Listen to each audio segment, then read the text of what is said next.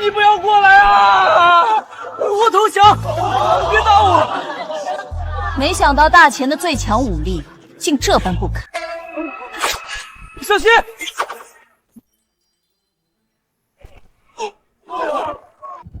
对不起。你叫什么？武道极品。在下不曾习武，乃荆轲文状元苏文。文状元来凑什么热闹？来人，把他赶走！把他带进宫。亲友，他是一个不会武功的书生。君子一言，驷马难追。既然他碰到了铃铛，那他便是驸马。公主三思，苏某进宫是来就职书郎一职。当驸马不比当书郎好。来人，带他入宫，今晚洞房。把他杀了，驸马只能是本乡的人。母后，孩儿要出家了，你在天之灵也可以安息了。乔将军，卑职定会辅助新瑶找到剑仙，抵御北戎。不好了，公主！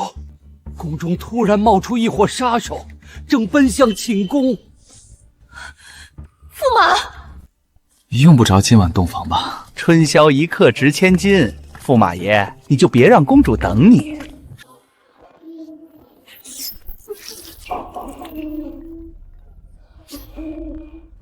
你们别过来，再过来我可还手了。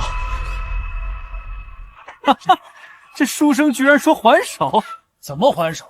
难不成你是想用毛笔杀人？谁说毛笔杀不了人？你这书生找死！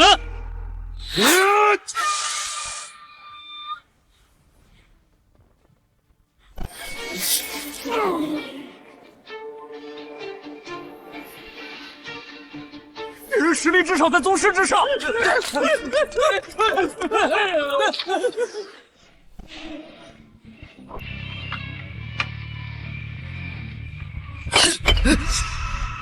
我让你们走了吗？高人，给个机会，有话好好说。机会刚刚给过你们了。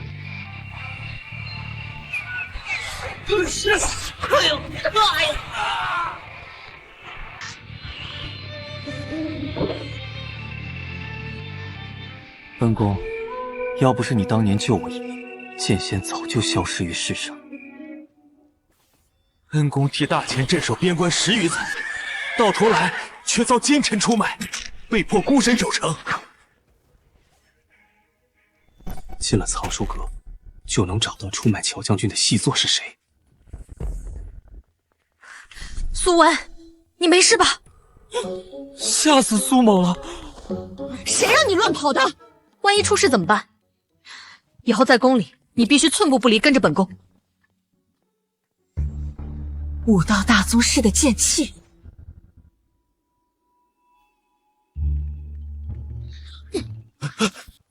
你们都退下吧。公主殿下，你要干嘛？脱衣服吧。公主平日玩的这么花，罢了。与恩公大仇相比，这点牺牲算不了什么。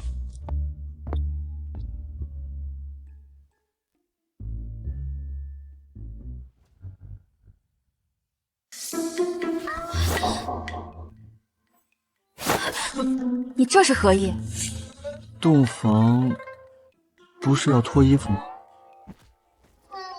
你一个文弱书生也配跟我洞房？在下虽然不曾去过青楼，但也知道桌上的道具都是洞房使用的。这些是我编在你习武用的，不是用来洞房。为何大钱的男人都这般无用？难道只有剑仙那样的英雄才称得上男人？剑仙不但是第一个踏入陆地神仙境的强者，还英姿魁梧。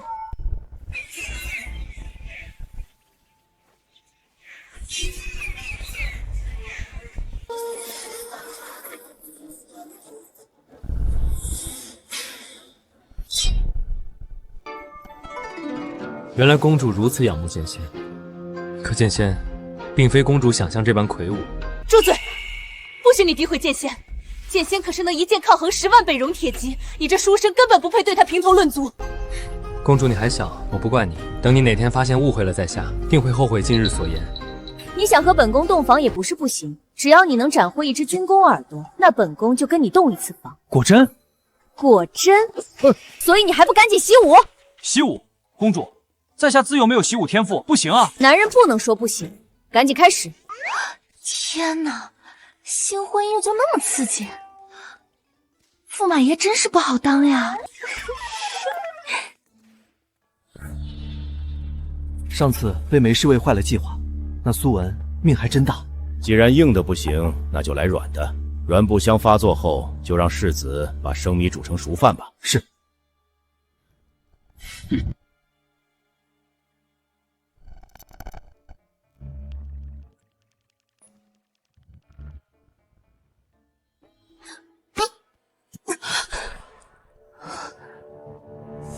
软骨香。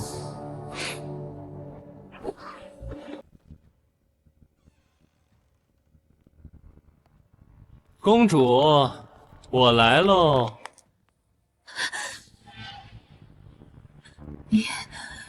你是谁？我是谁不重要，今晚过后，我就是你的相公了。你不要过来啊！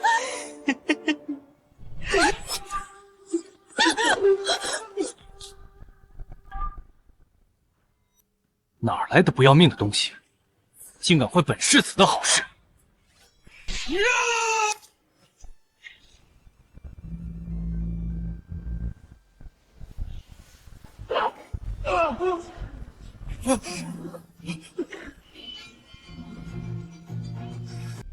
剑气化形，莫非你是？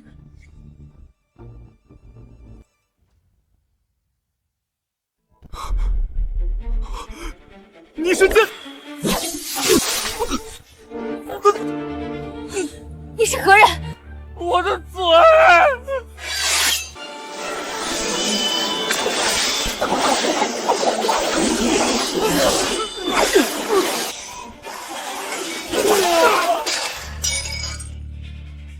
好可怕的剑气！即刻封锁整个寝宫，不得任何人出入。公主，你没事吧？刚刚有高手出现在宫中，务必要找到。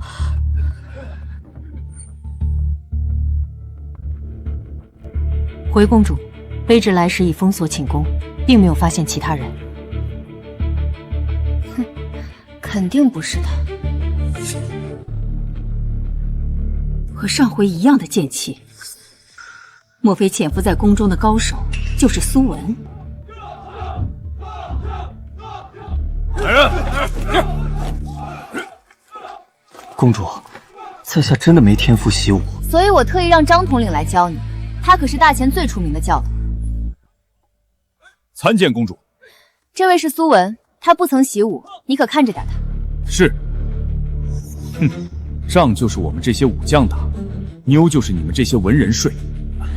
你先打我一拳，让我看看你的气力。习武，我待会儿就废你筋骨，看你怎么习武。原来是金刚技，只要功力在对方之上，就能反弹10倍力量。你这一拳一定要用全力，不然我测不出你的底子。那在下可用力喽。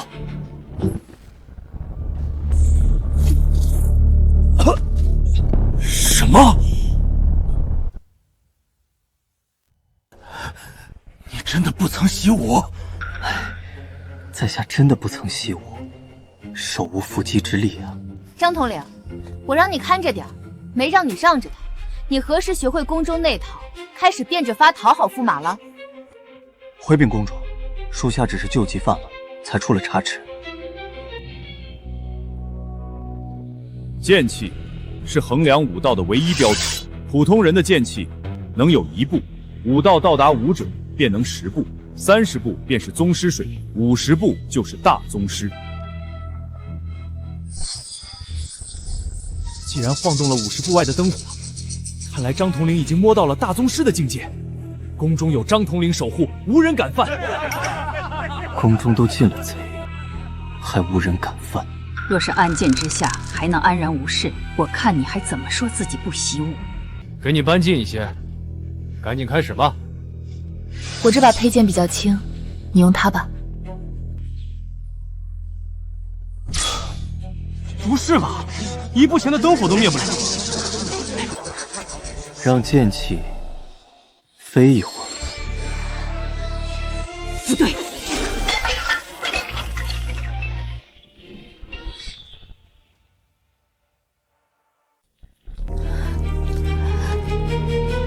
这剑气至少是半步陆地神仙。罢了，看来你是半点习武天赋都没有。公主英明。公主，你别指望这个文弱书生了，他根本保护不了你。哪天那北荣囚徒真的来逼婚，我弄死他！不好了，公主，北荣囚徒来了！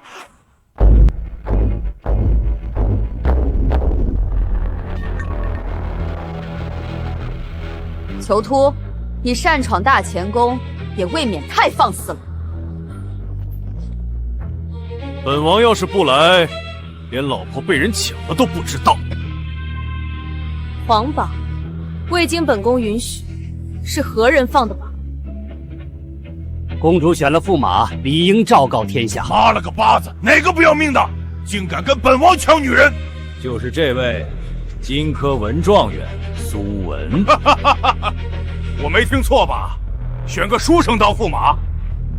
公主，你别忘了，等你们的皇帝老儿死后，驸马可是要替你接管大钱的。本王可是有10万铁骑，你的书生更适合娶你。你这是在威胁本宫。为了不伤两国和气，老夫倒是有个提议，不如让驸马和北荣王子比武切磋，谁赢了，谁娶公主。好。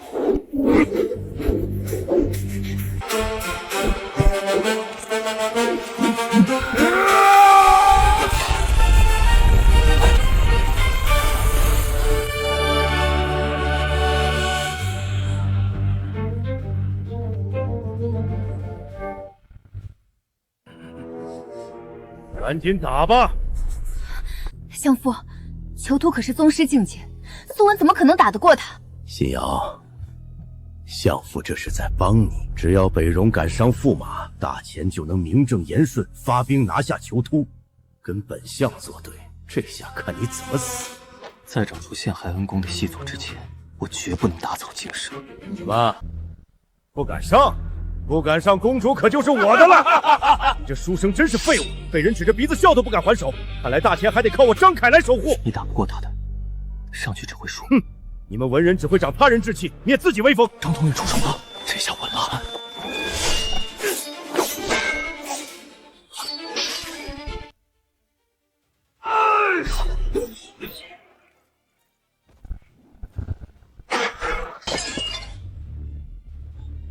你们大钱的男人就这么不堪一击吗？看来只有我们北荣汉子才配得上公主。竟敢辱我大钱，将士们，跟他拼了！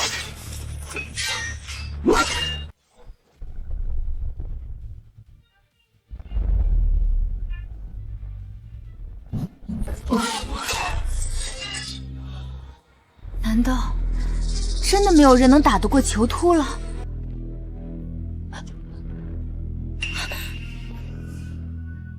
梅姨，你怎么受伤了？公主，卑职找到潜伏在宫中的高手了，就是苏文。苏文？这怎么可能？在下不曾习武，怎么会是武道高手？你们大钱真是一个能打的都没有，还有没有要上的？驸马，大钱已无将守护公主了，你这都不上吗？驸马，你这都不上吗？既然比武没人上了，那公主就是我的了。来人，上聘礼。耳朵，两国尚未正式开战，你哪来的战士耳朵？谁说这是战士的耳朵？这是大钱边关3000户贱民的耳朵！什么？那可是手无寸铁的无辜百姓，你们还有半点良心、半点仁义道德吗？仁义道德那些都是弱者才遵守的道理。自古以来，胜者为王，败者为寇，强者就是能为所欲为。今天就要杀了你个蛮主，为大清百姓报仇！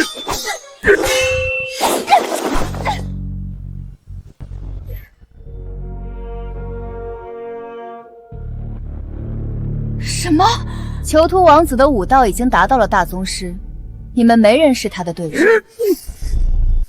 我赶紧缴械投降，乖乖做本王的娘子吧！就算我死了，也绝不像你个嗜杀成性的蛮夷！啊！你个疯婆子，赶紧松口！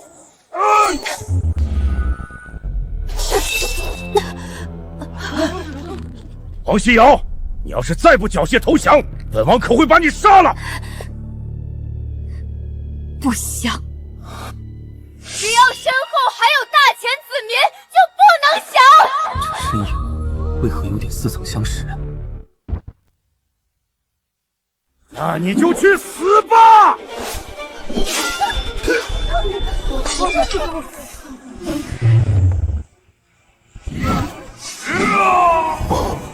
这一起不思要残。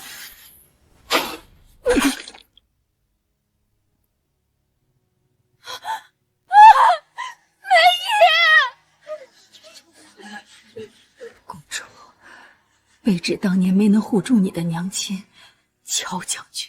乔将军，今日卑职就算豁出性命，也要护你周全。公主竟然是恩公的女儿。从今往后，公主归我，大钱也归我，谁敢不降，就吃本王一锤！看来天要亡我大钱呐！没想到大钱数百年的基业竟毁于一旦。真是不巧，在下实在没有投降的习惯。不如北戎的铁锤也让在下领教领教。不如北戎的铁锤也让在下领教领教。我没听错吧？你这个书生是要跟本王打？正是。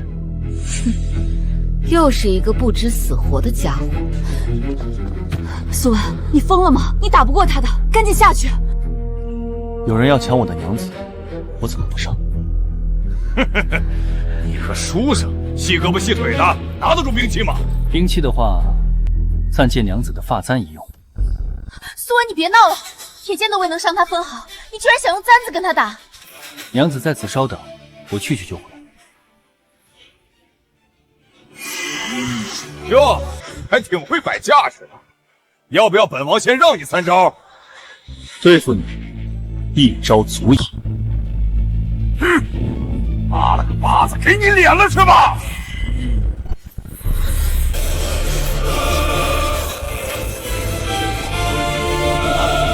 这剑气，难道这是？北戎蛮夷，看好了，这招叫做一剑双寒14刀。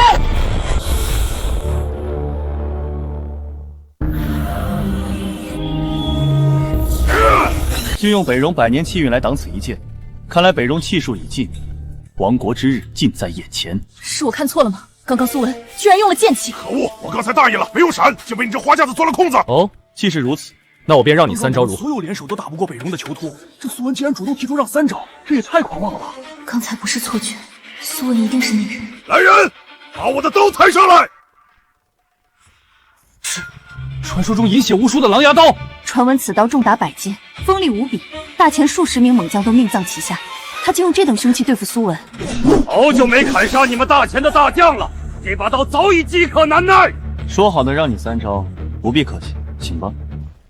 你个书生，死到临头还装腔作势，看我一刀斩倒你！我就用金刚镜接你这刀，你力量越大，经脉断得越快。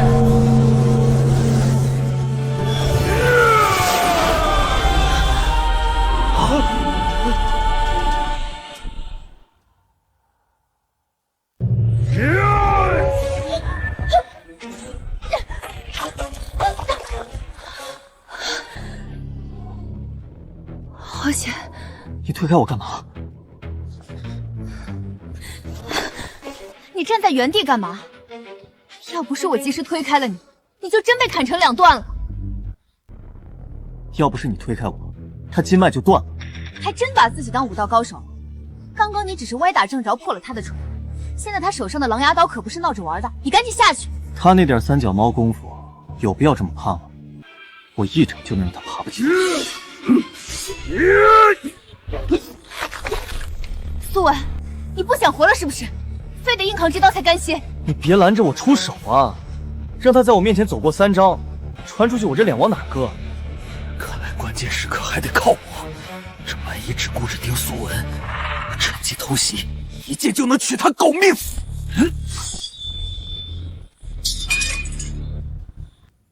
糟了，一旦狼牙刀失血后，就会进入狂暴，接下来的一刀将无人能挡。这里不是你能应付得了，赶紧躲一边！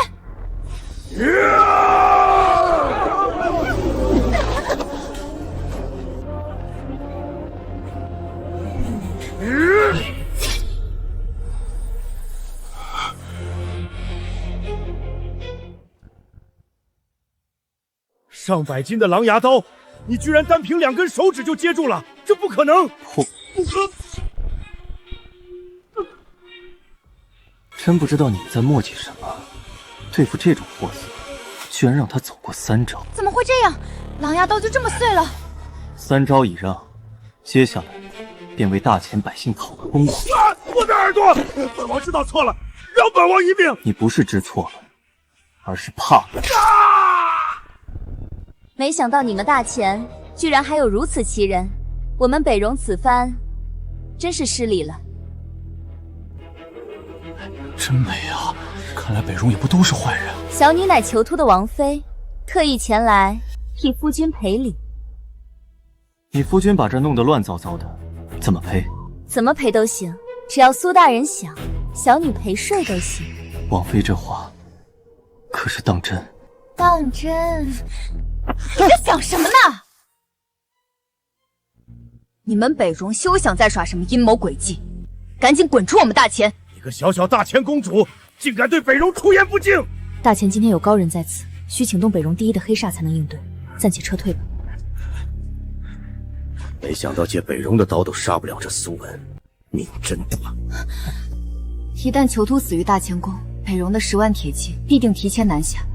如今大前兵力空虚，根本无力抗衡，除非能有穆王出兵相助。老穆，这有何难？我让他来便是。他居然说让穆王过来，看他斯斯文文的，没想到脸皮这么厚。你个文人就别掺和打仗的事儿了。你知道穆王是谁吗？我当然知道，不就是老穆吗？他最近刚好在京城，我让他来便是。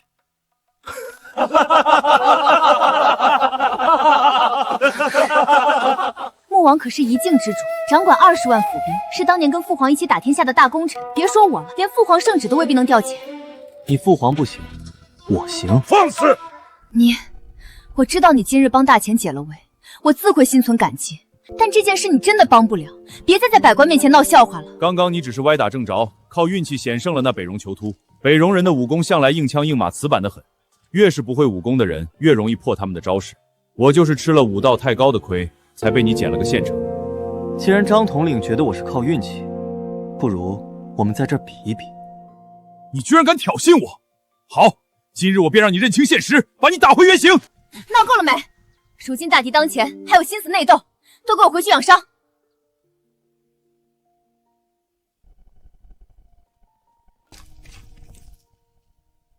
用最好的寓意，一定要把梅姨救醒。苏某记得公主说过，只要苏某拿下1个战功耳朵，就……本宫向来言而有信，之前答应你的洞房之事，自会兑现。洞房？跟我来吧。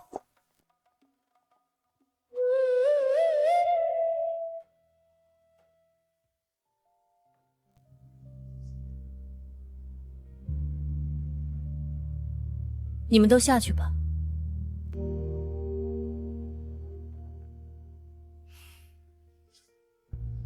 开始吧。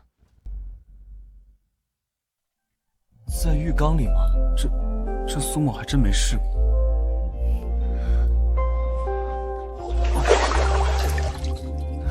玩的这么刺激吗？不过我不会鄙视你的爱好。那就好，可能待会儿会有些疼，你得忍着点。那点疼算什么？只要公主开心就好。哎，公主不下来吗？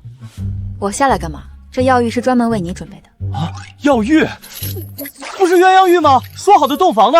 你刚刚硬接了囚徒几招，应该受了不少内伤，需要通过药浴补回来，不然会留有后疾。我啥事儿都没有啊，不用整什么药浴，直接洞房就可以了。你只是表面没事，实则五脏六腑出血了，这些只有习武之人才懂，跟你解释不了。我真没事啊，直接洞房吧。放心，我会兑现承诺的，但现在你先好好养伤。刚才那几招怎么伤到我？我可是剑仙，我是不会受伤的。你是什么仙都不好使，乖乖给我泡药浴。你们这些文人真是弱。你倒的是什么呀？你这么弱，我当然用的都是大补之药。大补？不行了，我现在浑身是劲，要是不发泄出来，就要走火入魔了。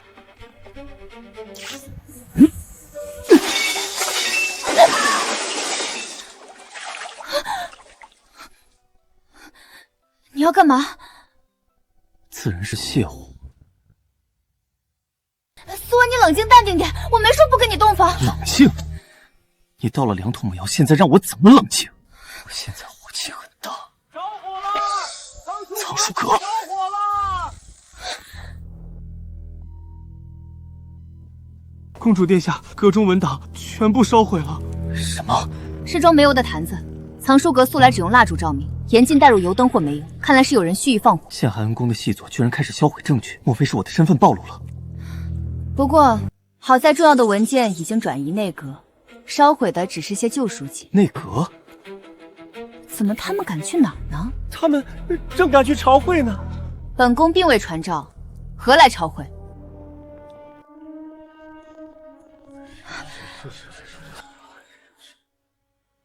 臣附议，恳请由丞相接管朝政。臣也附议，如今大前危局，急需一位老成持重的掌权者，丞相是不二人选。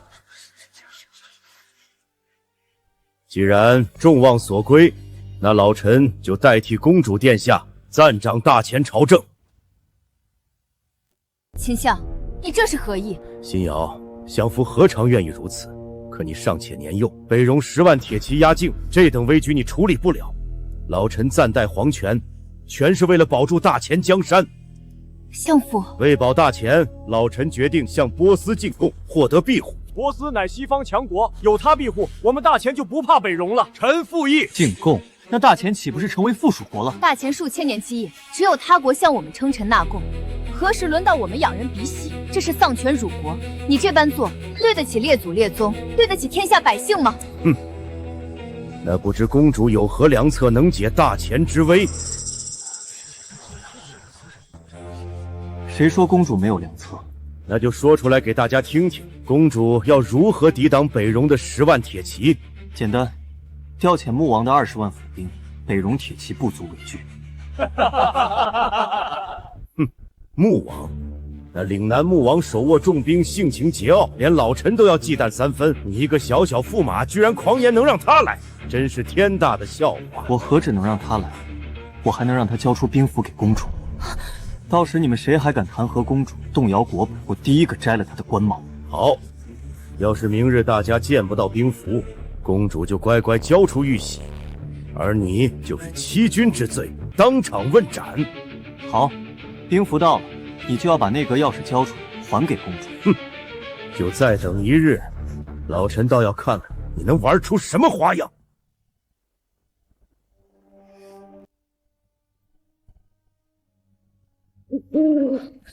不必等明日，我现在就。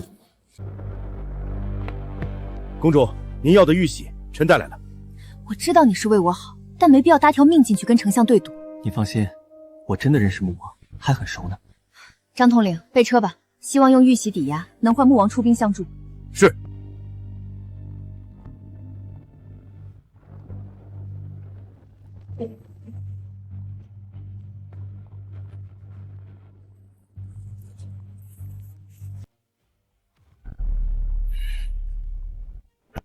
立马掉头进攻！我要找我的好兄弟。是王爷。我已经让他进宫了，你再等等，他马上就到了。苏文，你别闹了，我要是今天见不着穆王，你人头可是要落地了。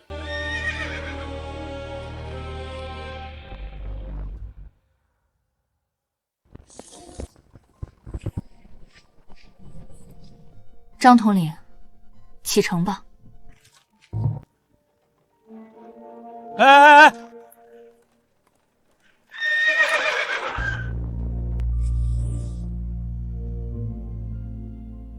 苏兄，别来无恙啊！你怎么才来啊？老穆，你这是干嘛？折煞我了！苏兄，当年穆家老小遭北戎围困，是你用玉佩请动了武林盟主王先知，击退了波斯刺客。这份再造之恩，穆青永世不敢忘。是兄弟就别提这些，你是大前住持，不能有事。数年未见，今日重逢，怎能不喝酒？喝酒？公主找不到穆王，应该会自己回来吧？行，那就小酌一碗，小酌一碗。大哥今天找我啥事儿？也没什么事，想问你要个兵符。兵符？小事儿，大哥要我就给。兵符不在身，明天我让人亲自送到你手里。谢了。我帮了你一个忙，你能不能也帮我一个？说，我那个宝贝女儿说非你不嫁，不如你就娶了吧。我把你当兄弟，你竟然想让我叫你爹？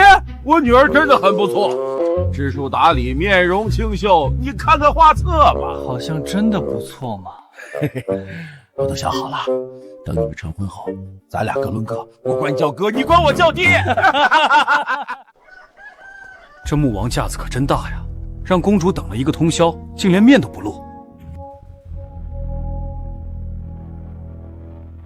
辰时了，得先回宫了。辛苦张统领换到兵符后，立马送来。是。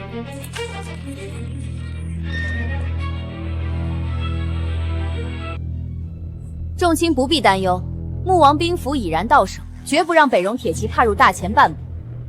是吗？可刚刚边关来报，北戎铁骑已经打入关了。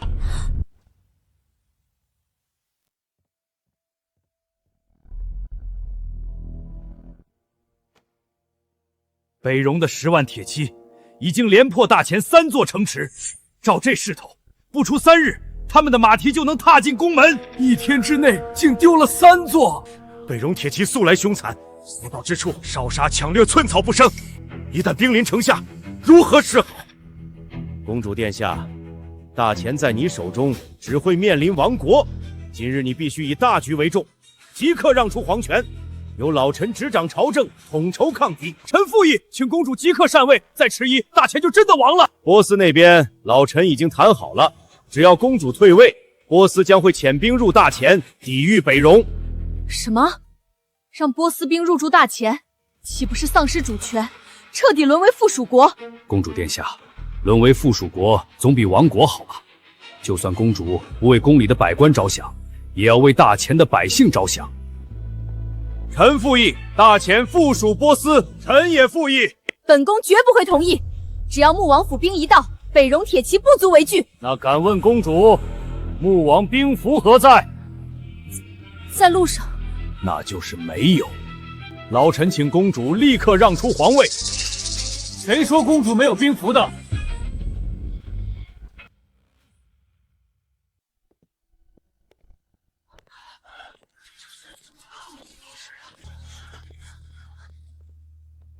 苏文，这是朝堂重地，休得胡闹。来得正好，1日之期已到，你这欺君罔上的驸马也该人头落地了。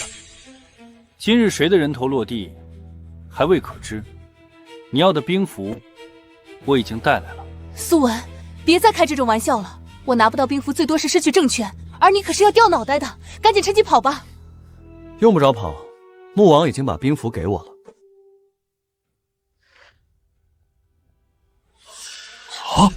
兵符，这是真的？不信你可以自己看，里面还有20万穆王府兵的血诏书，誓死效忠大前。是穆王的亲笔，大前有救了。这不可能！丞相，你疯了！公主尚且见不到穆王的面，她一个小小驸马，怎么可能拿到穆王的血诏书？这分明就是你伪造的，这兵符也是假的。守卫兵，把驸马拿下！我看谁敢！穆王我已经叫来了，兵符是真是假，自然分晓。痴人说梦！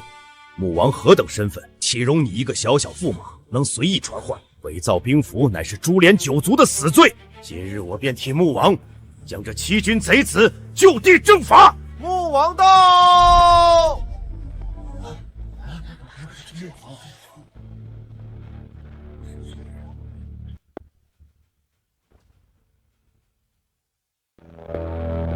参见穆王。穆王您来的正好，老夫抓拿了一个伪造兵符的贼徒，正准备就地正法。伪造兵符？正是。此人正是当今的驸马苏文。你说他？穆王息怒，老夫这就将此人头颅砍下，送到穆王府上谢罪。请穆王开恩，驸马他也是心急护我大钱，并非有意伪造兵符，还请穆王看在先皇与您的交情上，饶他一命。公主殿下，伪造兵符乃是株连九族的死罪，您怎能如此包庇逆贼？这般不分黑白，日后如何让百官、让百姓信服？完了，穆王动怒了。苏文，这下看你怎么死！苏兄，你别听他的，我给你的可是真兵符啊！你看，这可是赤金打造，半点不假。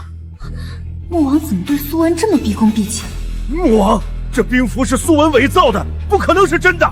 个老壁灯，闭嘴吧！这兵符就是真的，本王亲自送到他手中，岂能有假？新瑶，穆王20万府兵，现在就交到你手里。丞相，你输了，把内阁钥匙交出来吧。哼！别以为有了兵权就能坐稳这皇位。2日后，波斯国女王来访，要与我大钱交流武艺。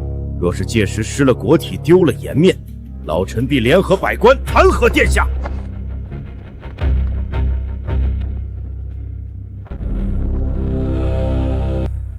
你老贼居然耍赖！怪我太晚看清丞相老贼的狼子野心，如今百官大多倒向丞相，我这执政公主之位已经是有名无实的空架子。若是我帮公主解决波斯比武的事，就能夺回政权，顺理成章拿回内阁，就能找到恩公被害的证据。公主请放心，苏某会帮你拿回政权。苏文应该没这么大本事，兵符也只是穆王看在玉玺的份上才送的。你呀，安安分分当好你的驸马就好。北戎那边有穆王的20万府兵顶着，一时半会儿翻不起风浪。可波斯那边怕是没那么好对付。波斯女王名义上是来交流武艺，实则是来试探我大钱的虚实。若是比武输了，他们定会以此为借口，趁机插手北戎与大钱的战事，到时候大钱腹背受敌。波斯女王前来觐见。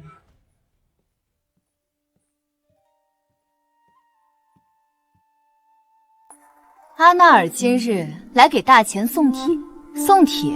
头发居然是卷的，波斯的女子果然别有一番风情。看来大钱开疆拓土，事不宜迟。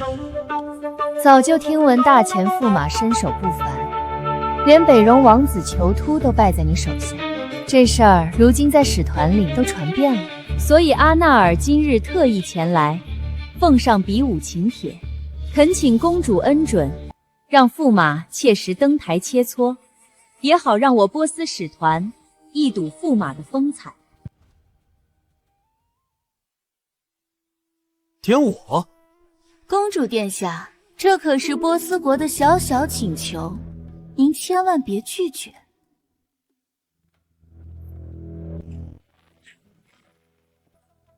他们波斯是不是点我了？波斯武者多出自西域门派，招式阴狠毒辣，还惯会用些旁门左道的手段。这比武交流稍有不慎，怕是连性命都要搭进去。公主放心，武艺交流之事，本王愿意登台。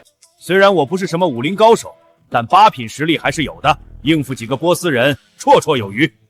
那真是太好了，新瑶代表大钱谢过穆王。公主不必多礼。但这次波斯点名要苏文上，可惜他没有习武天赋，这可怎么办好？实在不行，本王输送2成功力给苏兄。这怎么可以？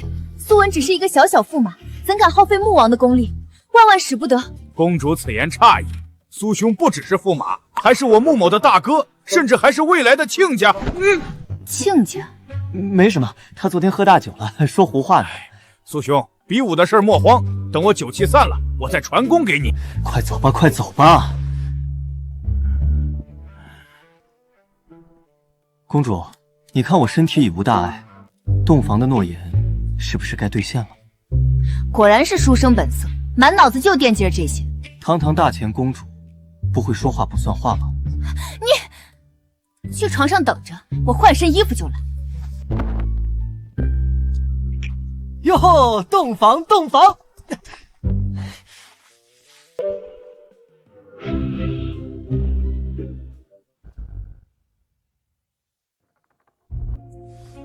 来了，怎么还换风格了呢？娘子你真调皮，不过我好喜欢。娘子，赶紧的，先亲一个。那夫君也亲回娘子一个吧。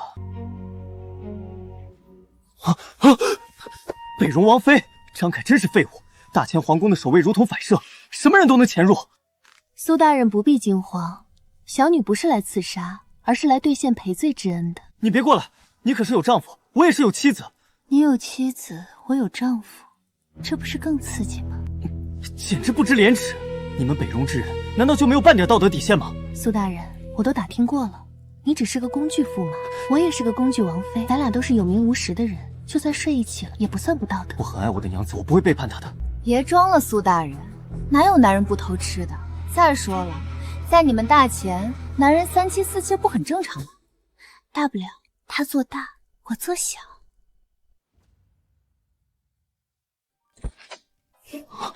苏文，你在干嘛？真是扫兴，就差一点了。苏大人，今天怕是陪不成了，我们改日再聚。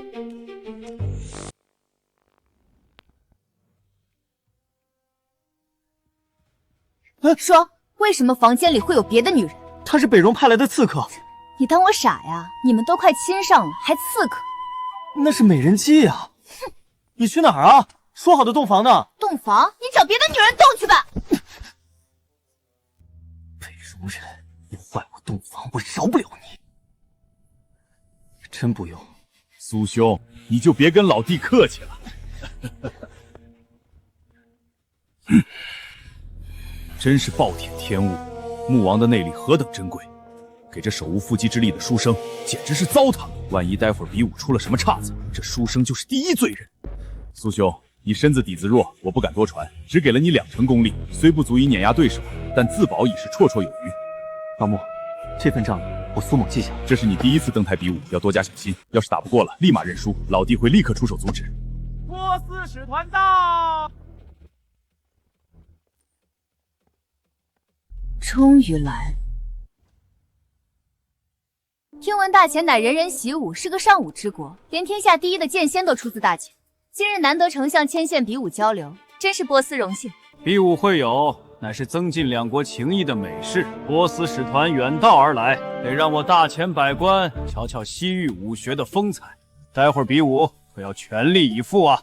说吧，你们这次想怎么比？简单，我们比3局，分别是内力、兵器、功法。按你们大前的规矩，3局2胜，谁先拿下2局，即为这次比武的胜者。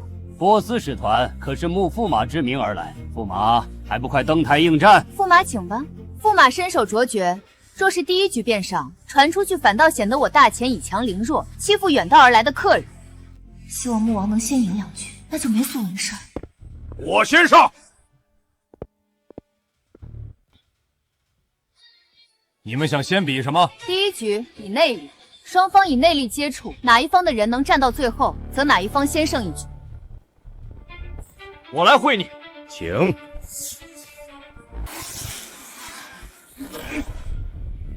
速战速决吧。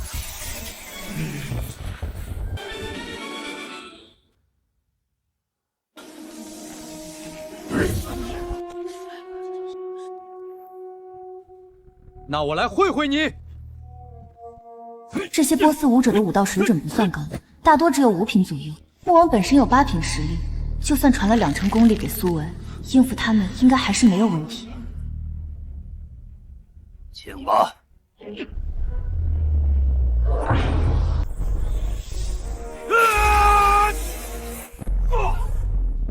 真是承让了。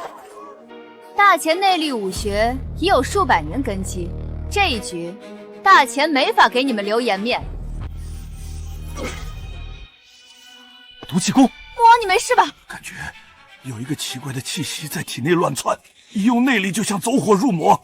你们波斯武者太卑鄙了，比内力居然用毒气功！公主殿下，规则可没说比内力不能用毒啊。我来会会你。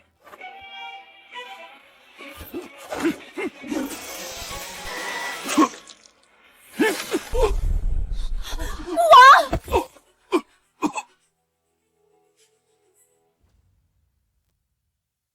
比武不要停，继续上人。公主，若是对面用毒气功，我们这局继续上去只会白送，不如先让一局，到了比兵器，让卑职来扳回一城。果然被我说中了。穆王要是没有给你传了2成功力，他根本就不会输。你这个弱不禁风的驸马就是拖油瓶，只会丢大前脸面。没人上了吗？那这一局则是波斯国胜。好，你们可是大前的臣子，居然为他国鼓掌。公主殿下，比武会友本就是以武论英雄，谁技高一筹，为谁鼓掌，有何不妥？难道非要昧着良心偏袒不成？别废话了，赶紧第2局吧。第2局，比兵器。扇子，你们波斯武者就没有正经武器吗？待会儿输的难看，可别怪我不顾及2国情面。放马过来吧。你们大前武者就这点本事？一个区区5品武者也敢小看我？我乃大前守卫军统领，武道早已达7品境界。今日便让你见识见识什么是大前真正的武功。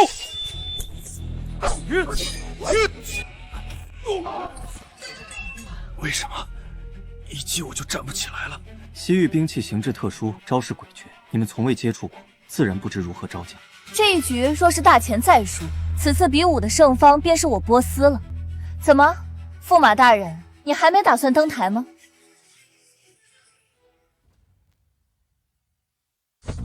这西域的兵器，本宫也想领教一下。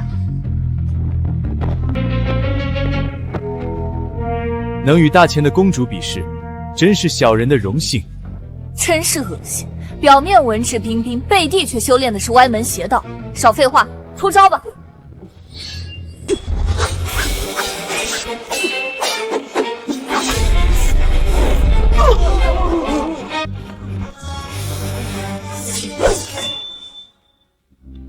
我输了。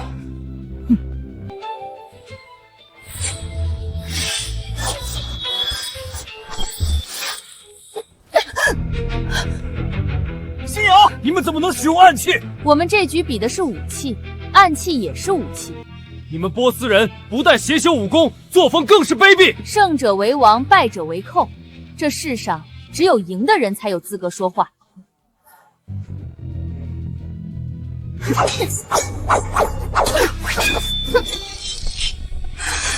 我们认输了，赶紧停手！喂，都说认输了，你们怎么不停下来？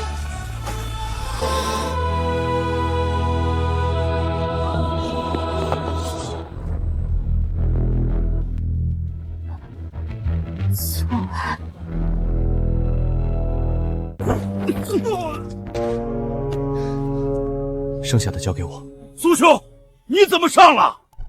得了你的2成功力，要是不试试也太可惜。哎呀，苏兄，我给你的那点功力只够保命防身，哪够用来比武啊？那波斯武者阴险狡诈，你赶紧下来。苏文，你一个手无缚鸡之力的书生，就别在这里逞强了。你还以为能像对付北戎囚徒一样走运吗？在下不善刀剑，待会儿比武还可要请高抬贵手，手下留情。这怎么成？驸马爷可是连北戎王子都能打赢的高手，我若不尽全力，怕是会死在你手里。可恶！原来他们早就知道苏文不会武功，一定是丞相老贼把苏文的底细泄露给了波斯人，故意设下这个局，想要借机杀了他。苏兄小心啊！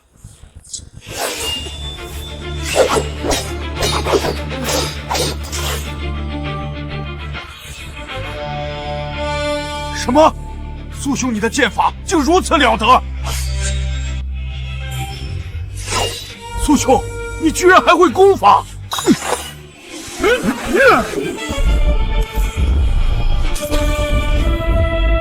苏兄，你的内力怎么还能化形呢？认输，我认输了，别杀我，别杀我！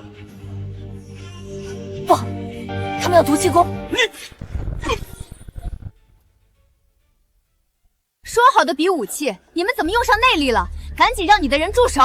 哼哼，苏文吸收了西域的毒气功，这次谁也救不了你。完了，必须马上阻止他输送毒内力。苏兄一旦吸纳过多，不仅会走火入魔，很可能当场暴毙。给我把手拿开！不是我不想把手拿开，而是我的手被吸住了，根本抽不回来。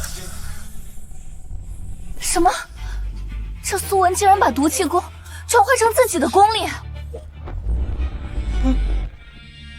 多谢大前公主出手相助，不然我这20年的功力都要被吸干了。吸干？感谢波斯武者手下留情，让苏某险胜。波斯使团这第2局比试还有人上吗？若是无人，那这一局便是我大前胜。丞相老儿，鼓掌呀！刚刚你们不是说比武会友，哪边赢了就为哪边鼓掌吗？怎么，大前赢了，您不鼓掌？闹剧该结束了。蛤蟆功，莫非是西域第一欧丽豪？第3局比功法，我们波斯派出的是西域第1人西毒欧丽豪。什么？居然是4大绝世高手之一的欧丽豪！他的绝世神功蛤蟆功可是在西域打遍无敌手。这是大前与波斯的比武交流，你们竟然请外援参战，吃相也太难看了。你们大前不是有剑仙吗？你可以请他过来，我们波斯使团不介意。你要是这么说，我可就真来了。一般人见到我，要么直接投降，要么吓得屁滚尿流。你一个手无缚鸡之力的书生，居然还敢应战，不怕死吗？在下自然怕死，但这只是比武会友。苏某建议点到为止，这样对大家都好。第3局我们不比了，我们认输。你干嘛？这局不比我们就输了？输了也比送命强。对面可是西域第1人，我们这里没人是他的对手，上去也是白白送死。上了擂台就得打，波斯使团千里迢迢而来，诚意满满。驸马大人怎好扫了人家的兴？只要上了擂台，你只能被抬下去。那我跟你打！我也来，我也来。怎么，你们大前想要4打1，还讲不讲江湖规矩了？对付你们这种卑鄙小人，不需要讲什么江湖规矩。击中要害了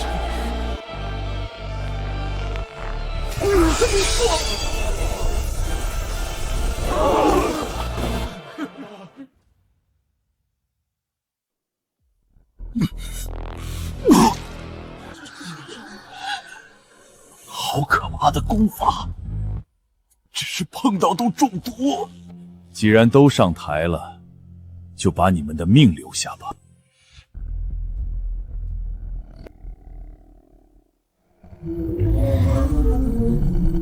他要用蛤蟆功，你们先下去，我来应付。你先下去，这里我来应付。什么啊！赶紧下去！这蛤蟆功我们有5道功底，勉强能挡，你碰一下就会死。你们都死吧！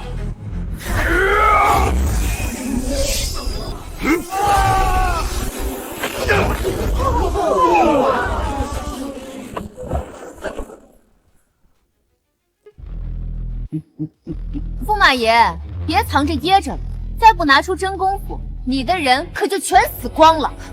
够了，苏文他根本不会武功，你们别再逼他了。管你会不会武功，反正在场的人都得死。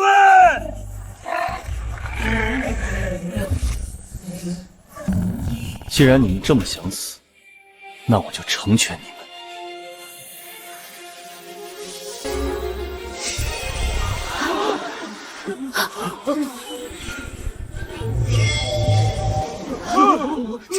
这是什么？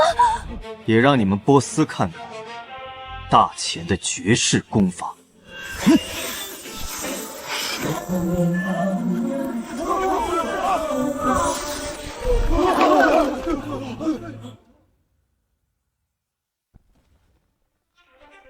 西域第一人怎么输了？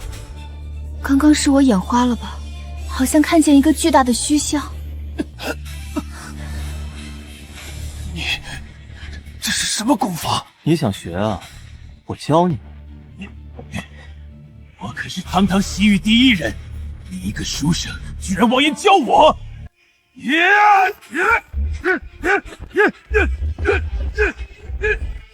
想学大钱功法，那你之前的歪门邪道就别练了，毕竟对身体也不好。我帮你废了吧。苏文，你好大的胆子，居然敢废了西域第一人的筋骨！不想学啊？那算了。3局2胜，这次比武会友，我们大钱赢了。要没什么别的事，你们就赶紧回波斯吧。今日之日，我阿纳尔记下了。苏文，来日方长，我们还会见面的。你们要是有不服的，也可以上台切磋。服了就好，以后你们乖乖辅佐公主，为大钱效力。若是敢有二心，下场就和刚才的波斯人一样。臣等定当忠心耿耿，效忠大钱，效忠公主殿下。你们，丞相，你大势已去，把内阁钥匙交出来吧。王信尧，就算让你重新掌控内阁又如何？如今的大钱早就成了个烂摊子，国库不仅空空如也，还亏空了3000万两白银的窟窿。倒要看看大钱在你手里几十万。国库居然亏空了3000万，那岂不是连抵御北戎铁骑的军饷都发不出来？不就是3000万白银，我有。苏文，这个时候就别逞口舌之快了。让我相信你有3000万白银，还不如让我相信你是剑仙。你个书生，知道3000万白银是什么概念吗？大钱一年国库流水也不过1000万，你居然说你能拿出来？苏兄，穆王府向来不设公务，没什么额外收入，这次怕是真帮不上你了。你们都不信我？好，我还以为你要掏出什么天价银票，原来是一张白纸。你拿这几个字去找到沈3万，让他给你换3000万两白银。沈3万？你说的是那个富可敌国、掌控江南半数盐铁生意的沈员外？一个字换1000万两，你真当自己一字万金啊？幸好你提醒，北戎铁骑不好对付，应该换多些钱当军饷。还债来吧，4个字换4000万，赶紧去吧，我不会骗你。不是我不想相信你，而是这也太扯了吧。公主殿下，你放心去换钱吧，苏兄的能耐可不是我们能想象的。行吧，今日比武辛苦大家了，都先回去休息吧。是。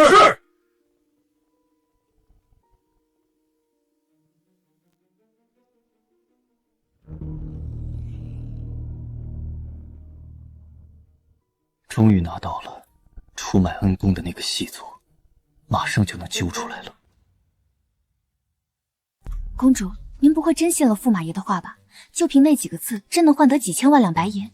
如今军饷告急，只能死马当活马医。此次微服出巡，就是不想让外人知道皇家沦落到要向商户讨钱的地步。待会儿见到沈员外，你切记改口。是，小姐。站住！你们是什么人？来沈府作甚？我们有事要见一下你家老爷，麻烦带路。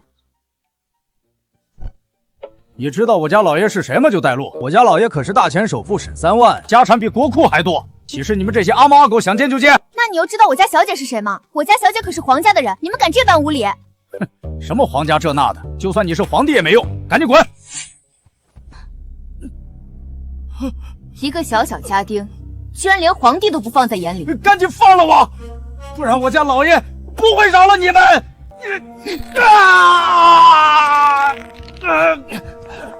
何人在沈府闹事？我们是来找沈员外的，有要事商榷。我家老爷日理万机，可没空见闲杂人等，你们请回吧。我这里有一张字条，你只需交给沈老爷过目，他自然会出来见我。字条，落款人是苏文。没想到字条真的有用，这苏文也不是一无是处。这字条正是苏文写下的，他说沈老爷看到这几个字就会换出银两。就凭这几个破字儿想换钱，我看你们是想钱想疯了。你这是做什么？我家老爷可是大钱首富，怎么可能会欠别人的债？你真当我是傻子？来人！你们不仅敢来沈府骗钱，还打伤我家下人。今日若是不替老爷教训你们一顿，我沈府的颜面何在？给我上，把他们打趴在地！早就说了，驸马随手写的几个字怎么可能管用？还不如公主你直接亮身份好使。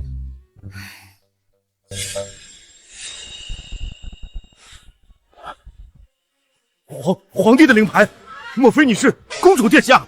没错，见到公主殿下还不速速跪拜？草民沈三万，不知公主大驾有失远迎，还望公主恕罪。平身吧。此次本宫微服前来，是想向沈员外借3000万两白银，充作抵御北戎铁骑的军饷。公主殿下，并非草民不愿为国效力，实在是沈家如今也没钱了呀。对呀，近日沈府生意惨淡呐。你刚刚还说你家老爷日理万机，没3000万，那借个几百万应急也行。几百万也没有。如今大环境不好，草民实在是囊中羞涩，只能将这贴身佩戴的金链子奉上，尽些绵薄之力，还望公主不要嫌弃。罢了，就算沈员外真的欠了苏文的债，估计也还不上了，我们再想想别的办法吧。苏文，公主殿下留步，沈家有钱，有钱。沈员外不必勉强自己，本宫不会强人所难。有钱。公主殿下，草民真的有钱，赶紧让人把银子拿出来。好。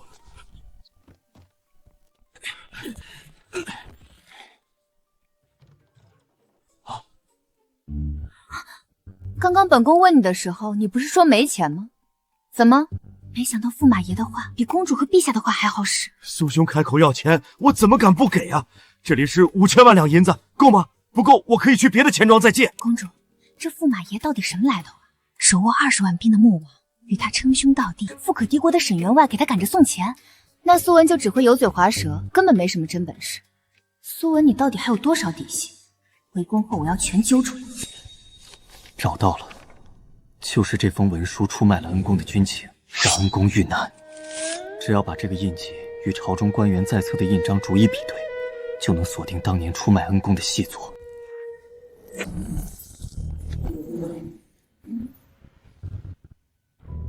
又是你，北戎王妃。苏大人费尽周折潜入内阁，就是为了偷一个落款印记啊！赶紧把印记还我，我现在没心思跟你闹。想要，你自己来拿呗。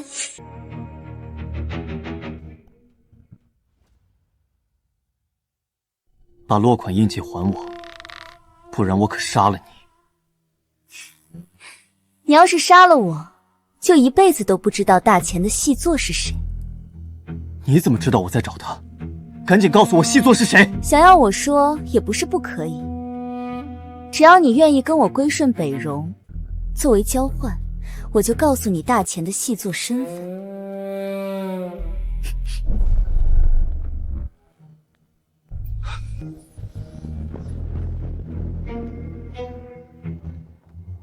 原来你在这儿啊！今日无论如何都要把这苏文的底细摸清了。是时候为恩公的事做个了结了。公主殿下，苏某有一事相求，请允我辞去驸马一职，归乡隐居。什么？驸马当得好好的，怎么就要辞了呢？苏某本来就是替公主挡婚的，如今北戎危机已不足为患，苏某也该辞去驸马之位，去办一件很重要的事。是对待遇不满吗？我可以赏赐你金银珠宝，保你此生衣食无忧。不是钱的事，苏某乃读书人，视钱财如粪土。那我封你个高官，你能留下来吗？也不是权的事，苏某读书是为了明事理，不是为了做高官。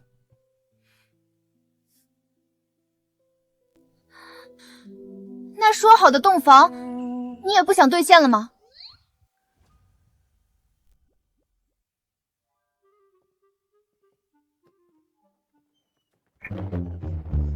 本宫向来言而有信，答应过的事就一定办到，不知你还想不想？既然公主盛情相邀，那苏某也不好推脱公主的好意。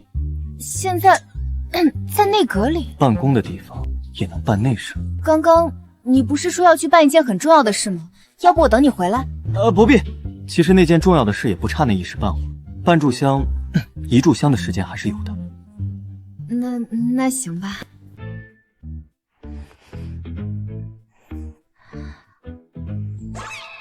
公主，你这是在干嘛？我听宫女说，那个之前这样有助加快节奏。不用了，我的节奏到了。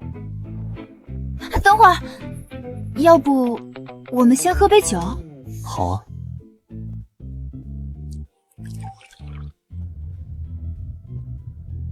公主心跳为何如此的快？莫非公主还是黄花大闺女？才不是，本宫缺养的男宠都好几个，怎么可能是？公主，要不还是我来吧。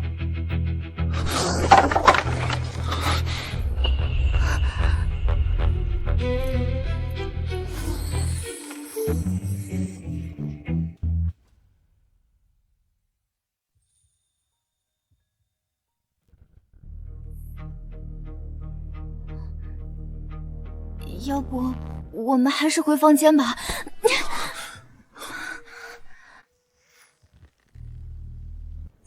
等等，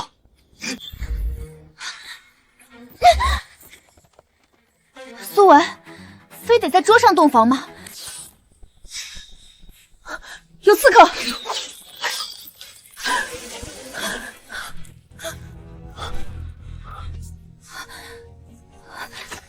外面全是射手，我们出不去了。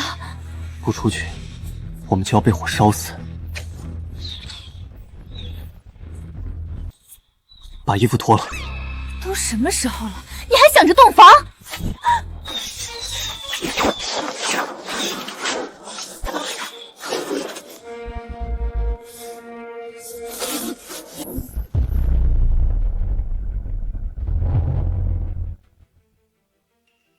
中我一掌居然没事，你是武道大宗师？撤！别让他们跑了，把大乾宫都封锁了！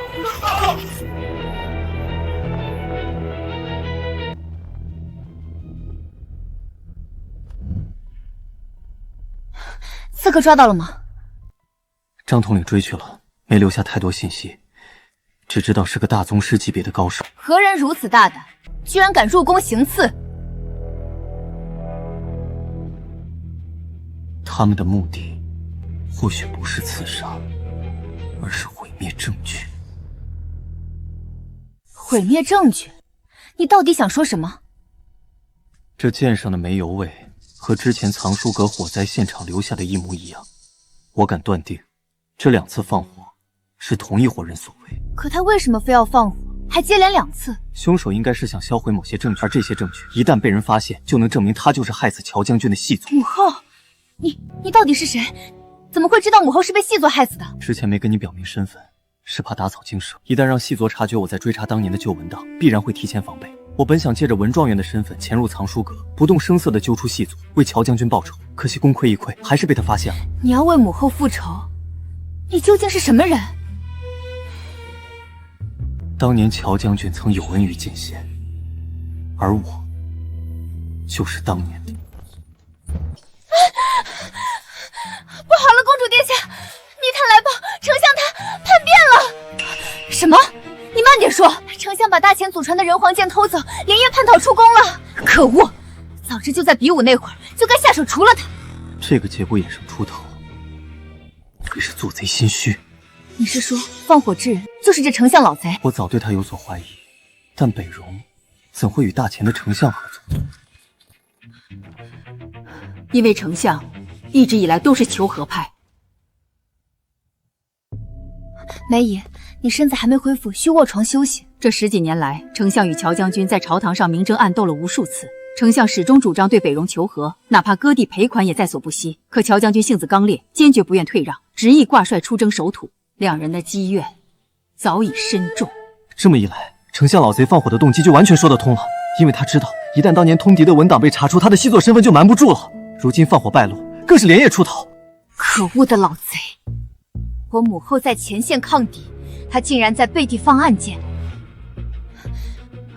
华春，密探查到老贼逃去哪儿了吗？回公主殿下，尚未确定，绝不能让这老贼逃出京城，否则再想抓回来就难如登天了。不急，等张统领把刺客带回，稍加逼问便知老贼下落。如今各处宫门已经封锁，刺客逃不掉的，应该很快就能抓到。张统领，刺客在哪儿？刺客消失了。什么？我们封锁了所有出口，除了陛下寝宫没去之外，我们把宫里每个房间都翻了个遍，一点线索都没有。这几个刺客就像凭空消失了一样。凭空消失？这怎么可能？我可能知道那老贼去哪儿了。方才北荣王妃要用细作的信息与我交换，并约我在此见面。那还等什么？带我去！不行，那可是北荣在京城的一个窝点，里面有多少人根本不清楚，太危险了。那就更应该带我去啊！如果我不去，谁保护你？既然细作身份已经锁定，那我不装了，我并非什么文状元，而是天下第一的剑仙。我摊牌了。你是剑仙？公主殿下，苏文功力高深莫测，远在卑职之上。他说的或许是真的。就你这身板也敢说自己是剑仙？真当本宫这么好骗？信瑶，苏文，我知道穆王传了几成你功力，让你在波斯使团面前显摆了几招。可这功力毕竟不是你的，未必每次都能稳定发挥。公主殿下，卑职请命一同前去捉拿老贼。梅姨，我知道你想替母后报仇，但你现在最重要的是把身子养好。殿下，这是命令。梅姨，你这是……如此关键时刻，卑职不能守护殿下，只好把功力全部传给殿下，祝殿下能突破武道大宗师。梅姨，张统领在。你率人严守大前宫，尤其是父皇的寝宫。父皇瘫痪在床，务必加倍警惕，防止刺客折返偷袭。华春，你安排一行侍卫暗中跟随接应。奴婢明白。走，苏文，我跟你一起去捉拿老贼。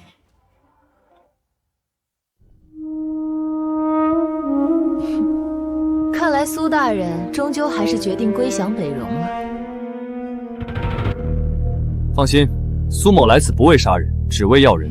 只要你们把害死乔将军的老贼交出来，苏某不会滥杀无辜。害死乔将军的老贼？苏大人，我实在听不懂你在说什么。你还在装？那老贼已经叛变出逃，还带走了上古神剑。你们大前丢了东西，就来赖到我北荣头上，这话听着倒真让人分不清，究竟谁才是蛮不讲理的一方。苏文，北荣1万铁骑已前至城门外，今夜3更，大前皇宫便会被踏平。与其做个亡国驸马，不如归顺北荣，当个建功之臣。这老贼竟然如此歹毒，与北荣里应外合，想置大前于死地。就1万铁骑，还不至于生死存亡。跟那书生废什么话？他要是不愿归降，那就杀了。北荣第一黑煞，怕了吧？黑煞可是能在剑仙手中走过3招的存在，武道更是大宗师里的巅峰。不会吧？能挨多少招也能拿来吓唬人吗？你懂什么？剑仙可是大宗师之外的存在，武道已经达到了最顶峰的陆地神仙，那是能单手屠城的存在。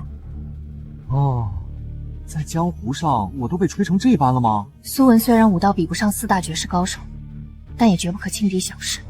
若让他先出手，胜算便只剩5成。5成？你们在想什么呢？我若先手，你们那1万铁骑还得倒欠我5000金。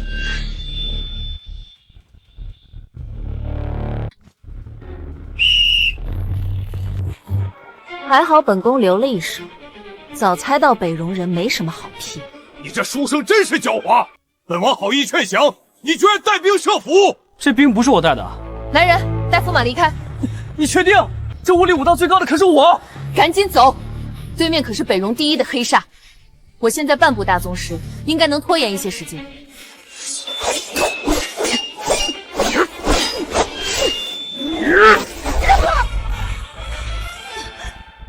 武道境界越高，半品的差距便是天壤之别。先别管大钱的公主了，快追那个书生，本王要将他碎尸万段，以解心头之恨。你们胡闹什么？我再不回去，公主就危险了。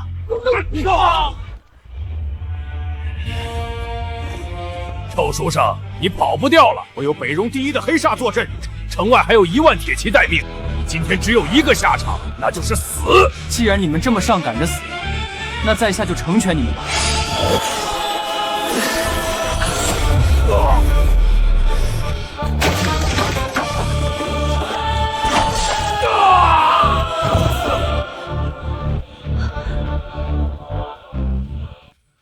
苏文，我的腿！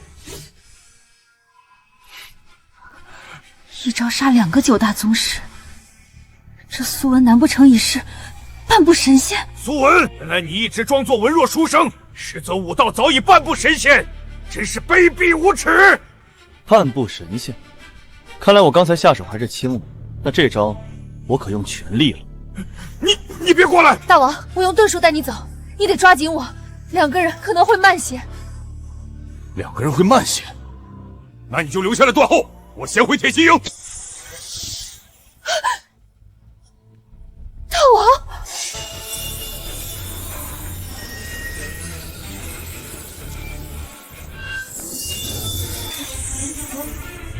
立刻攻城，给本王把大乾宫踏平了！什么？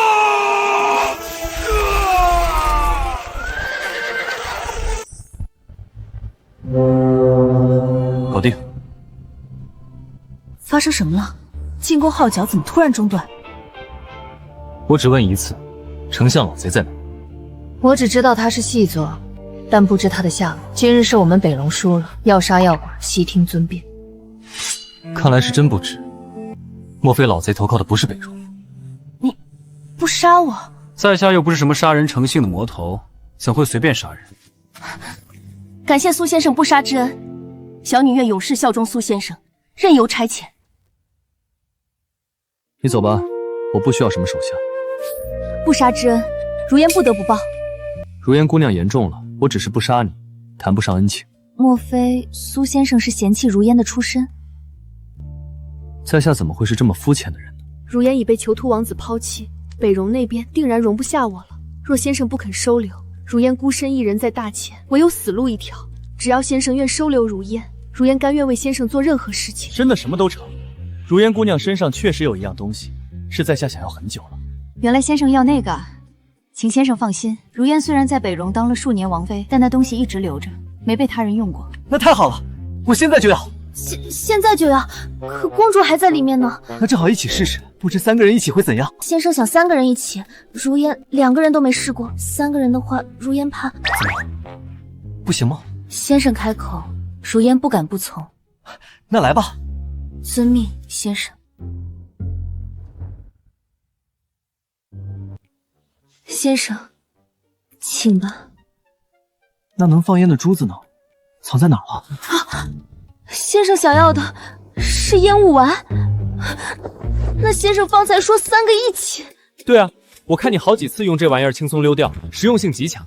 在下也想讨一颗防身，想知道3个一起能不能遁走吗？刚刚是你说2个人会有些难，所以在下想试试3个。先生真是不懂风情。那在下就却之不恭了。休想伤我相公！公主戒下留人，如烟已经是苏某的手下了，日后会为大钱办事。日后，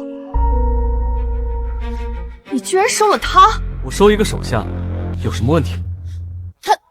她可是个女的。公主，莫不是吃醋了吧？我才没有。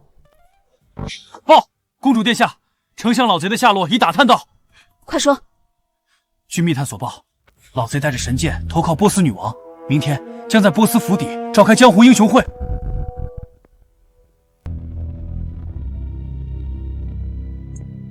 阿纳尔女王，这便是大前的上古神剑人皇剑。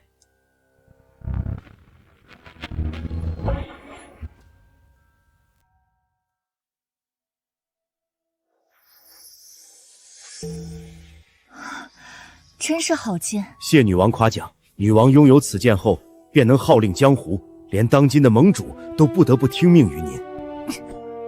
怎么拔不开？此剑威力巨大，就算毫无武道之人用此剑也能劈山断岳，故而先祖为神剑设下封印，唯有达到陆地神仙之境者，方能拔剑解封。陆地神仙，那岂不是只有剑仙才有这等本事？可我听闻剑仙早已云游，这世上岂不是再无人能拔此剑？那也未必，盟主已至半步神仙之境，假以时日，未必不能拔剑。今日盟主已携3大门派掌门登门听命，这大乾宫已是女王的囊中之物了。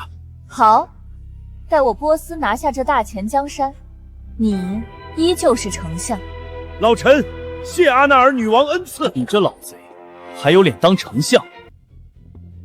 老贼，你勾结北戎，害我母亲性命，今天必须治你的罪。老夫不知你们在说什么。你们大前人真是越来越没规矩了，竟敢擅闯我波斯使馆，还有没有王法？这是我们大前的事，与波斯无关，人交出来，我立马就走。老夫如今已不是大前人，而是入籍波斯，不受大前王法管束。你这狗贼，不但卖国，连祖宗都背弃了。既然你们不肯交人，就别怪我们硬抢了。神剑在我手上，3大门派即将集结于此，你真要在这里动手，与整个江湖为敌？3大门派是有点东西，但不多。何人口出狂言，竟连3大门派都不放在眼里？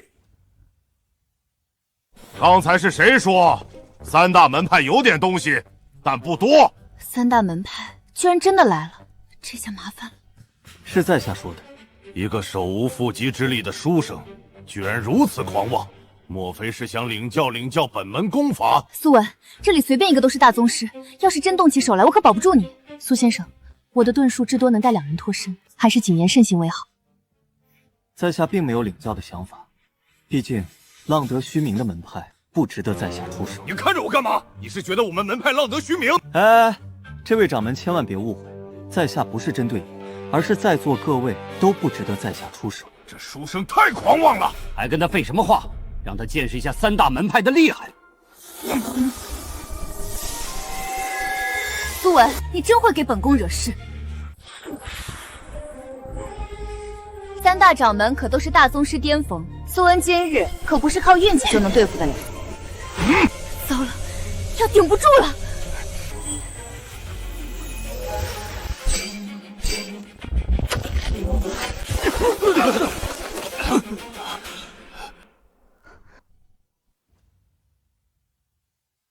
我居然能与3大掌门抗衡了，看来我也踏入大宗师之列了。3大掌门也不过如此，看来所谓大门派多半是浪得虚名。怎么会这样？3大掌门居然败下阵来！我们只是看你们是晚辈，所以留了力，才被你们险胜一招。既如此，那就再比一次，这次你们可别留力了。各位掌门不必留情，他们都是朝廷的走狗，杀了就是替天下人除害。那可不成，就算我们赢了，传出去，也只会说我们3个掌门欺负晚辈。对，有种你等盟主来，等盟主到来发动英雄令，到时江湖英雄齐聚，横扫京城。你们盟主想发动英雄令，还得看我脸色。笑话，盟主可是半步神仙，需要看你脸色。当今能给盟主脸色的人，只有那位到达陆地神仙的剑仙。没错，在下正是剑仙，要盟主见到我的玉佩，便会乖乖下跪。苏文，你说话有什么用？他们可是大宗师，唬不住他们的。对啊，苏先生，这次敌众我寡，如烟建议还是回去从长计议吧。你们当这里是什么地方？说来就来，说走就走。行，我就在这儿等他。苏文，苏先生，盟主到。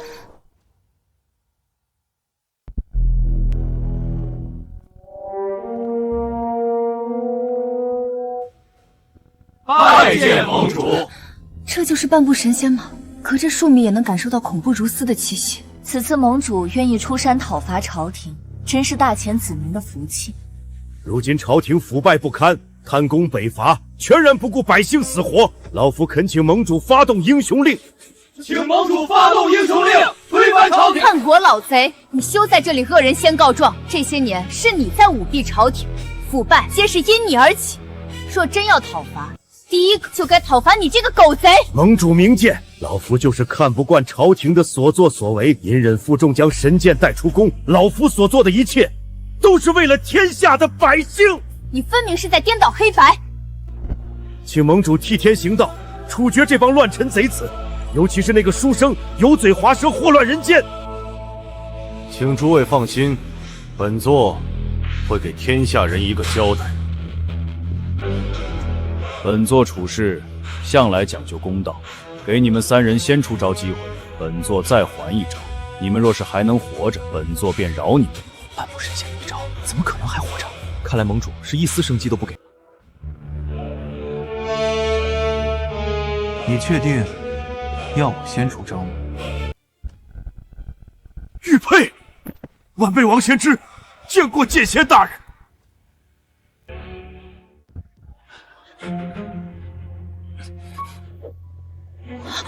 我没看错吧？堂堂半步神仙的盟主，竟然给苏文下跪！盟主，你跪他做甚？他就是个文弱书生，怎么可能是剑仙呢？剑仙委任我执掌江湖时，随身携带的正是那玉佩，我绝不会记错。这文弱书生居然是剑仙，真是人不可貌相。盟主明察，玉佩定是这小子造假仿冒的。敢问盟主，您可曾见过剑仙的真正容貌？剑仙向来以斗笠掩面示人，本座确实没见过真容。哎呀，盟主，你这是被这狡猾的书生骗了，他已经不是一次靠这招吓唬人了。可本座能感觉到他的功力非凡，绝非一个书生所能有。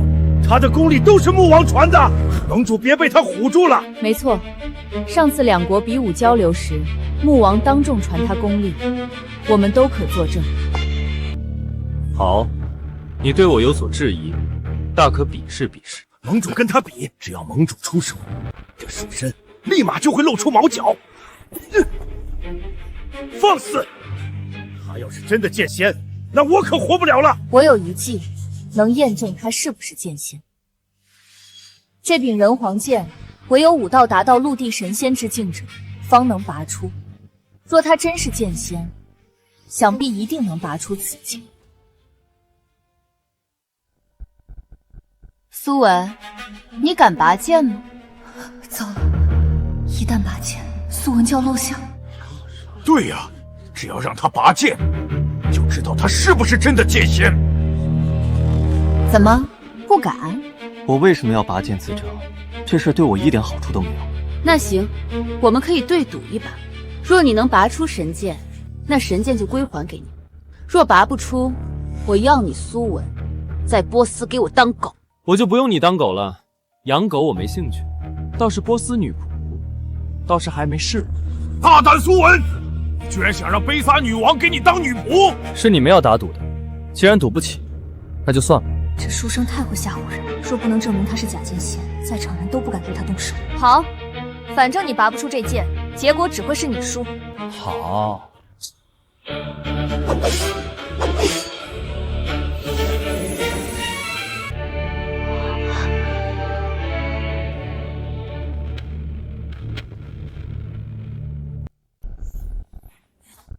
完了，要露馅了。哈哈哈哈哈！他拔不出剑，老夫就说这书生在吓唬大家吧。苏文，你输了。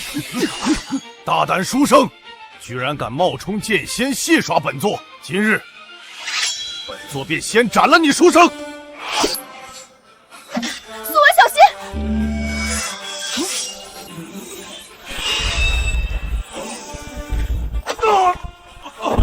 什么？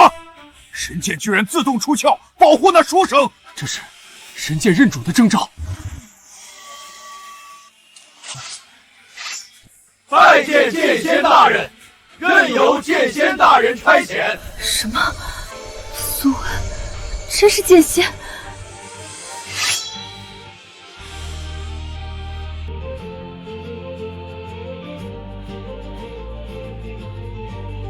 如今大敌当前，武林跟朝廷更应团结一致，只有诸位同心协力，天下才能太平。谨遵剑仙大人教诲，各司其职去吧。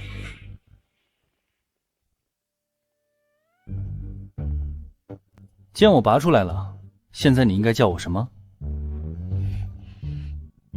主人。哎，乖。剑仙大人饶命！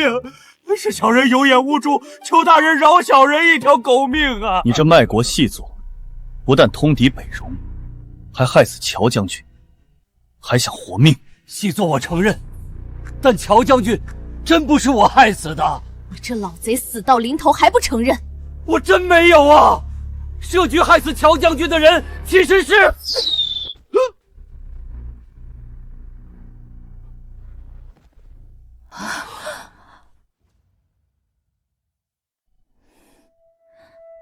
可恶，便宜这老贼了！哼，这剑好像在哪儿见过。如今细作已除，苏先生为何还忧心忡忡？没，我只是还有些事没想明白。苏文，如今母后大仇得报，你我也是时候履行之前的承诺了。承诺？什么承诺？自然是洞房花烛的承诺。主人要洞房，女仆怎能不随侍在侧？星瑶，你其实不用勉强自己，洞不洞房，在下并不在意。这次并非勉强，是我心甘情愿的。一来多谢你帮我铲除奸贼，为母后雪恨；二来我万万没想到你竟真的是传说中的剑仙。剑仙只是我其中微不足道的一面，其实我还有其他更优秀的一面，你还没见过。你哪一面我还没见过？下面。咦，油嘴滑舌！你先去房中等我，我要把今天的喜讯告知父皇。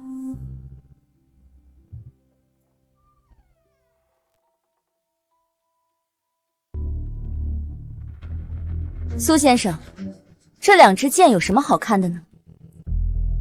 这杀死老贼的暗箭和内阁那晚放火的箭是出自同一人之手。如果真是同一人，那么内阁的刺客就不可能是老贼安排。糟了，出卖乔将军的元凶另有其人。父皇，女儿今日来是要跟您说个天大的喜讯，母后的仇终于报了。那通敌叛国的丞相老贼已经被我们处置了。这次能除掉老贼，全靠苏温帮忙。他不仅智谋过人，还能号令群雄，是个值得托付的人。女儿打算将来把皇位传给他，让他来打理大前的江山。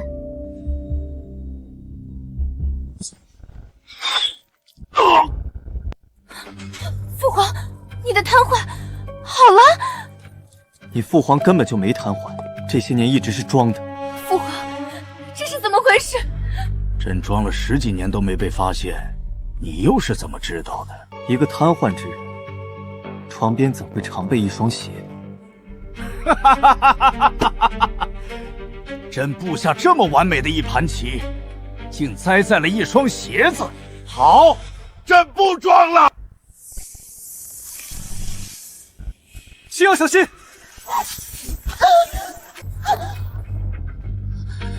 这到底是怎么回事？你父皇就是害死乔将军的背后主谋。父皇，怎么可能是背后主谋？你还记得内阁放火的刺客吗？记得，当时张统领封锁了所有出口，但一个刺客都找不到，就像消失了一样。他们根本没有消失，而是躲到了你父皇的寝宫，而其中一位刺客正是你的父皇。不错。什么？当时我们没有猜错，2次放火确实是同一拨人，但我们猜错了放火的主谋。想要销毁文档的不是丞相老贼，而是他，而射死丞相的暗箭也是你父皇所射，为的就是杀人灭口。父皇，这到底是为什么？母后待你一片真心，你为什么要这么对她？要怪就怪你娘功高盖主，这些年她手握兵权，威望甚至压过朕。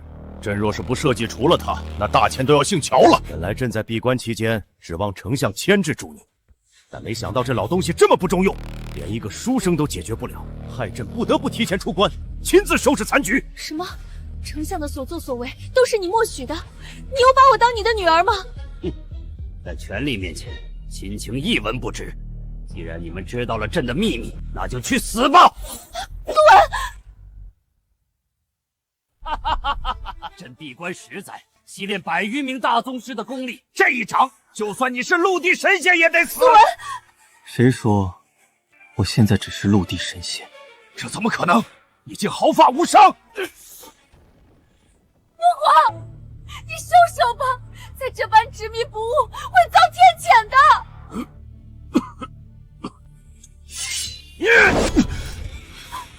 苏文，你没事吧？天谴！神剑在朕手中，朕就是天！去死吧！真有天谴啊！看来老天从不放过任何一个作恶多端的人。乔将军的在天之灵也终于可以安息了。你没事吧？还好我平时习惯放右边，应该还能动法。都这时候了还没个正形，你还行吗？应该还行。要是你不放心的话，我可以让如烟和阿纳尔来帮忙。主人，你要是敢让他们一起，你就完蛋了！